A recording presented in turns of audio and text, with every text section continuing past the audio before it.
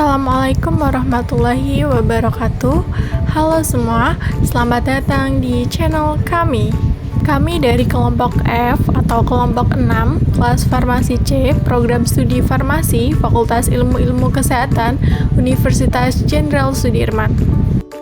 Berikut anggota kelompok kami. Pada video kali ini kami akan membahas tentang pengaplikasian uji Mann-Whitney menggunakan software JASP.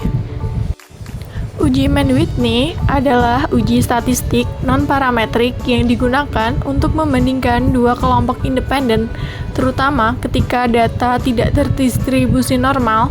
Uji ini sangat berguna dalam penelitian yang menggunakan data ordinal atau data interval atau rasio yang tidak memenuhi asumsi parametrik.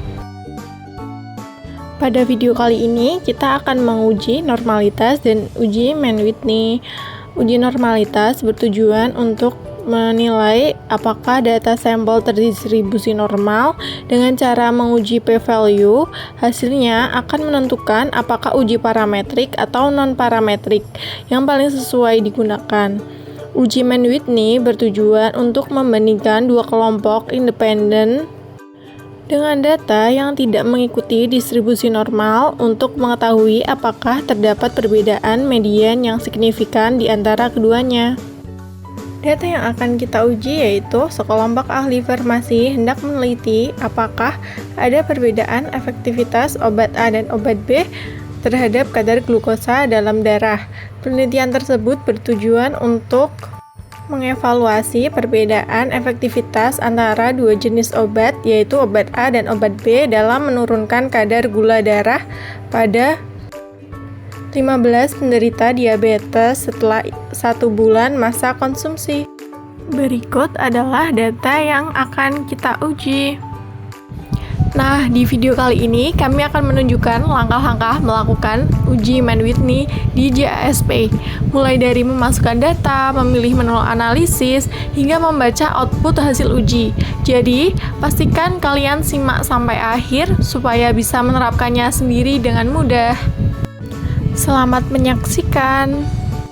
Langkah yang pertama, teman-teman dapat membuka aplikasi JASP yang sudah terinstall pada laptop atau PC teman-teman semua.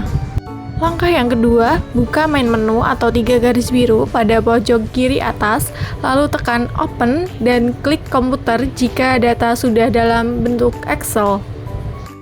Langkah yang ketiga, input data yang akan diuji dan data akan terbaca oleh sistem dalam bentuk tabel seperti pada layar seperti ini. Untuk menguji normalitas data, pilih ikon dengan keterangan deskriptif, lalu checklist, pilih fitur deskriptif statistik. Kemudian, masukkan data scale, yakni kadar glukosa pada kolom variabel, dan masukkan data nominal berupa obat pada kolom split.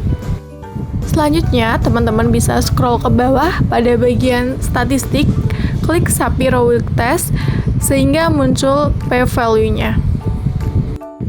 Hasil interpretasi pada data didapatkan hasil p-value yakni 0,022, maka data dinyatakan tidak terdistribusi normal karena nilai p-value-nya kurang dari 0,05 menunjukkan data tidak terdistribusi normal.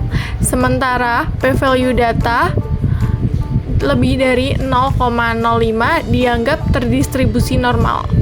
Selanjutnya, data yang tidak terdistribusi normal akan melalui uji non-parametrik. Prinsip uji non-parametrik adalah data tanpa pengasumsian distribusi tertentu seperti distribusi normal. Uji ini cocok untuk data yang tidak memenuhi syarat uji parametrik, misalnya data yang tidak normal, terdapat outlier, atau data berskala ordinal. Salah satu uji non-parametrik terdapat pada uji fitur t-test. Selanjutnya, data yang tidak terdistribusi normal akan melalui uji non-parametrik. Salah satunya terdapat di fitur uji t-test, lalu masuk ke fitur independent sample t-test. Dua komponen data yang telah diinput akan berada pada kolom kiri. Untuk memindahkan menjadi data yang terbaca, dapat menekan salah satu komponen dan pindahkan menggunakan salah satu tanda panah di tengah atau tanda panah atas dependent variable, tanda panah bawah untuk grouping variable.